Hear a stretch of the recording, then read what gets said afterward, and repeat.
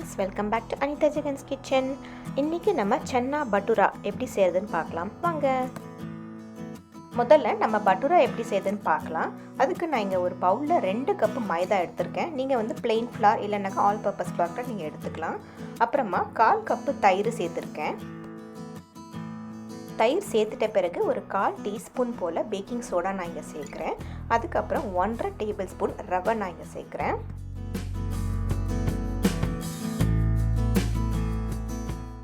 அப்புறம் உங்கள் டேஸ்ட்டுக்கு தகுந்த மாதிரி சால்ட் சேர்த்துட்டு எல்லாத்தையும் முதல்ல ட்ரையாக மிக்ஸ் பண்ணிக்கோங்க.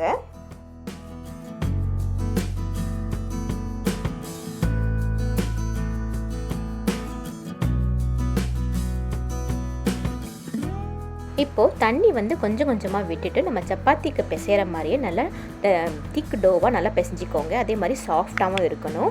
ஸோ இந்த மாதிரி நீங்கள் பிசைஞ்சு வச்சுக்கோங்க. இந்த சன்னா பட்டூரா வந்து ஒரிஜினலாக ஒரு பஞ்சாபி டிஷ்ஷுங்க. இது வந்து ட்ரெடிஷ்னலாகவே வந்து மைதா மாவில் தான் செய்வாங்க. உங்களுக்கு ஹெல்த்தியாக வேணும் அப்படின்னாக்கா நீங்கள் வந்து கோதுமை மாவு கூட நீங்கள் பிசைஞ்சு வச்சுக்கலாம். இப்போ பார்த்தீங்கன்னா நல்லா டோ வந்து நல்லா திக்காக வந்துட்டுருக்கு. இப்போ வந்து இந்த சமயத்தில் நம்ம என்ன பண்ணுறோம் அப்படின்னாக்கா ஆயில் வந்து மேலே தடவி வச்சுக்கிறோம். ஏன்னா ட்ரை ஆகாமல் இருக்கிறதுக்காக மேலே நம்ம ஆயில் தடவிட்டு ஒரு லிட்டு போட்டு ஒரு 1 மணி நேரம் அதை அப்படியே நல்லா விட்டுடுங்க. பாருங்கள் எவ்வளோ நல்லா சாஃப்டாக வந்திருக்கு பாருங்கள். டோ இந்த மாதிரி வரணும் உங்களுக்கு. இப்போது பட்டூராக்கான மாவு வந்து நல்லா ஊறுற வரைக்கும் நம்ம அதுக்கான சைட் டிஷ் சன்னா மசாலா எப்படி செய்யுதுன்னு நம்ம பார்க்கலாம். ஒரு மிக்ஸி ஜாரில் பழுத்து தக்காளி 2 எடுத்துக்கோங்க. நான் வந்து இங்கே டிண்டு டொமேட்டோஸ் தான் நான் எடுக்கிறேன். ஏன்னா அது நல்ல ஒரு கலரும் கொடுக்கும், அதே மாதிரி நல்லா டேஸ்ட் கொடுக்கும். அதே மாதிரி சிக்பீஸ் வந்து கொண்டக்கடலை நல்லா ஊற வச்சு ப்ரெஷர் குக் பண்ணி ஒரு 3 விசில் ப்ரெஷர் குக் பண்ணி எடுத்து வச்சுக்கோங்க. அதை வந்து இங்கே 1/4 கப்பு நான் இங்கே சேர்க்குறேன். ஸோ எல்லாத்தையும் சேர்த்து நல்லா பிளெண்ட் பண்ணி வச்சுக்கோங்க. நல்லா பியூரி மாதிரி பண்ணி வச்சுக்கோங்க. இப்போது ஒரு ப்ரெஷர் குக்கரில் கொஞ்சம் ஆயில் ஆட் பண்ணிக்கோங்க. அதுக்கப்புறமா 3 லவங்கம், அப்புறம் 2 காடமம், அதுக்கப்புறம் கொஞ்சோண்டு ஒரு இன்ச் போல் பட்டை சேர்த்துட்டு 2 பே லீவ்ஸும் சேர்த்துக்கோங்க. அதுக்கப்புறமா ஷாஹி ஜீரா 1 டீஸ்பூன் நான் இங்கே சேர்க்குறேன். அது இல்லை அப்படின்னாக்கா நார்மல் ஜீரகம் கூட நீங்கள் சேர்த்துக்கலாம். இப்போது ஜீரகம் வந்து நல்லா பொரிஞ்ச பிறகு நான் ஒரு ஆனியன் நல்லா ஃபைனாக சாப் பண்ணதை நான் இங்கே சேர்த்துக்கிறேன். ஸோ நல்லா சாட்டே பண்ணிக்கோங்க. சால்ட் ஆட் பண்ணிவிட்டு நீங்கள் சாட்டே பண்ணிகிட்டே வாங்க.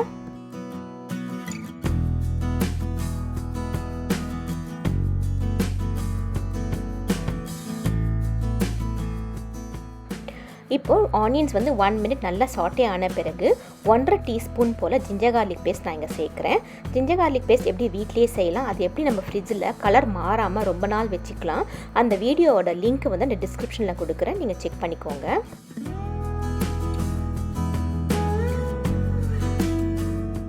ஜிஞ்சர் கார்லிக் பேஸ்ட் நல்லா இங்கே சாட்டே ஆன பிறகு நம்ம மிக்ஸியில் அரைச்சி வச்சோம் இல்லையா, அந்த தக்காளியும் சிக் பீஸும் சேர்த்து அந்த பியூரியை வந்து நீங்கள் சேர்த்துக்கோங்க.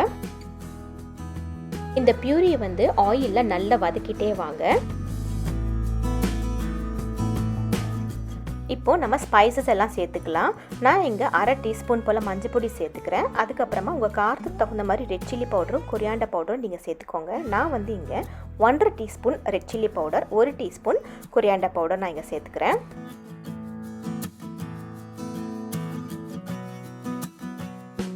இப்போது தனியா பொடி சேர்த்துட்ட பிறகு ரெடிமேடாகவே கடைகளில் சன்னா மசாலா பவுடர் கிடைக்கும். அதை நான் இங்கே சேர்க்குறேன். உங்கள் டேஸ்ட்டுக்கு தகுந்த மாதிரி நீங்கள் சேர்த்துக்கோங்க. நான் வந்து ஒரு 1.5 டீஸ்பூன் போல் நான் இங்கே சேர்த்துக்கிறேன்.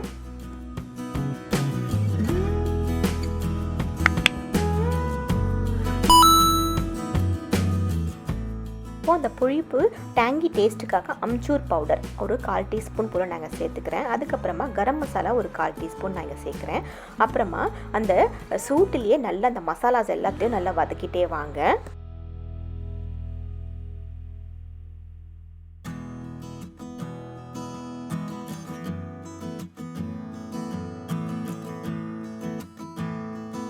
இப்போ மசாலாஸ் எல்லாத்தையும் நல்லா வதக்கியாச்சு.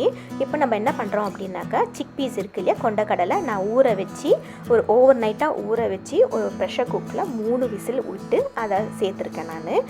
ஸோ அதை வந்து நீங்கள் சேர்த்துட்டு அதையும் நல்லா மிக்ஸ் பண்ணிக்கோங்க.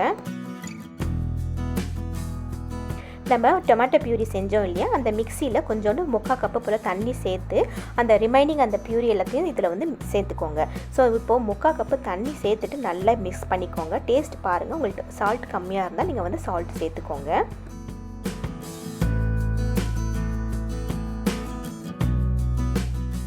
சால்ட் ஆட் பண்ணிவிட்டு நீங்கள் மிக்ஸ் பண்ணும்போது என்ன பண்ணுங்கள், அந்த சன்னாவை கொஞ்சம் கொஞ்சம் அங்கங்கே மேஷ் பண்ணி விட்டுடுங்க. அதுக்கப்புறமா லிட்டு போட்டு நல்ல ஒரு 3 விசில் வர வரைக்கும் நல்லா ப்ரெஷர் குக் பண்ணிக்கோங்க. பாருங்கள், ப்ரெஷர் அடங்கின பிறகு திறந்து பார்த்தோம் அப்படின்னாக்கா சன்னா மசாலா சூப்பராக பர்ஃபெக்டாக குக் ஆகிட்டுருக்கு.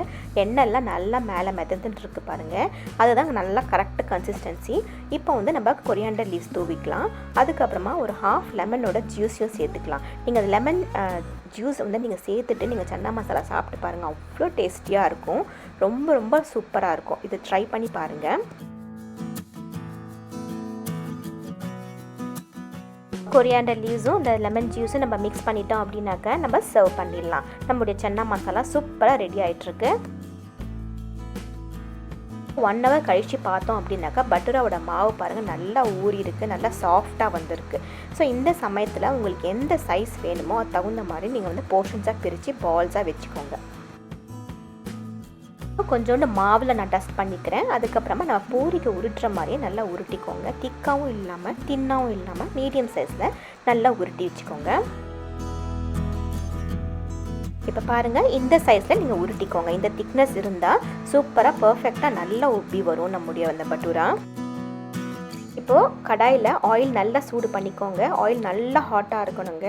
அப்புறமா நம்ம பூரி ஃப்ரை பண்ணுற மாதிரியே தான் நம்ம பட்டூராவும் ஃப்ரை பண்ண போகிறோம். ஸோ நீங்கள் பட்டூரா இதில் ஆட் பண்ணிட்ட பிறகு கொஞ்சோண்டு அப்படியே ப்ரெஸ் பண்ணி விட்டுருங்க. அது தலை மேலே நீங்கள் அப்படியே கொஞ்சம் அப்படியே ப்ரெஸ் பண்ணி விட்டிங்கனாக்கா சூப்பராக பஃபியாக வரும். பாருங்கள் எவ்வளோ நல்லா சூப்பராக பஃபாகி வந்திருக்கு. இப்போ நம்ம நார்மல் பூரிஸ் எல்லாம் பார்த்தீங்க அப்படின்னாக்கா கொஞ்சம் நேரத்துக்கு அப்புறமா புஷ்ஷுன்னு ஆகிடும். ஆனால் இந்த பட்டூரா வந்து ஒரு 5 minutes 10 minutes அப்புறமா கூட நல்லாவே நல்லா பஃபியாக இருக்கும். இப்போ பாருங்கள், பட்டூரா சூப்பராக கோல்டன் ப்ரௌன் கலர் அழகாக வந்திருக்கு. இப்போ ஆறின பிறகு அந்த பட்டூராவை நான் பிரித்து காமிக்கிறேன் பாருங்கள். எவ்வளோ சூப்பராக பஃபாகி வந்திருக்கு பாருங்கள். அந்த லேயர் நல்லாவே தெரியுது பாருங்கள். நல்லா பாக்கெட் மாதிரி இருக்குது பாருங்கள், அழகாக சூப்பராக இருக்குது. ட்ரை பண்ணி பாருங்கள் நீங்களும் இந்த மாதிரி. Thanks for watching. Like and subscribe. Remember to hit that bell button to get notified.